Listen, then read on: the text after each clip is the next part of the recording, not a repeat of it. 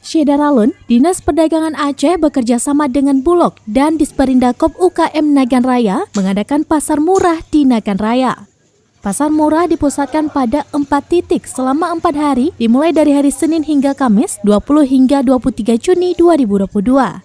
4 titik pasar murah tersebut berlokasi di Utun Pulo, Kecamatan Senagan Timur, Lungbaro, Kecamatan Sukamakmur, Alubili, Kecamatan Darul Makmur, dan Langkak, Kecamatan Kuala Pesisir.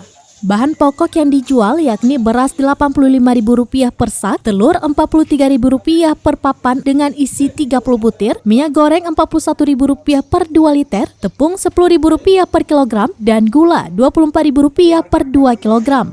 Kabid Perdagangan Disperindakop UKM Nagan Raya, Zulbaini mengatakan pasar murah ini merupakan subsidi dari pemerintah Aceh untuk membantu masyarakat dalam rangka menyambut Idul Adha. 5 macam, ada beras, telur, tepung, gula, dan minyak goreng. Kita di Disperindak Nagan Raya cuma penyedia pelaksana lapangan saja. Kalau masalah anggaran semua dari Dinas Perindak Aceh. Sedangkan untuk penyedia barang dari Pulau Labu. Ini dalam rangka apa nih, pasar murah? Kegiatan pasar murah ini dalam rangka menyambut Hari Raya Idul Adha. Untuk lokasinya di Nagan Raya ada 4 titik.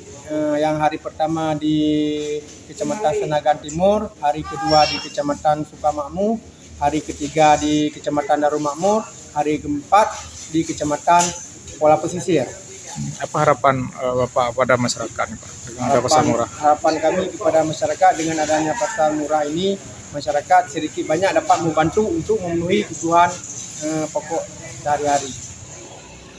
Dari Sukamakmur, Rizwan, Serambion TV.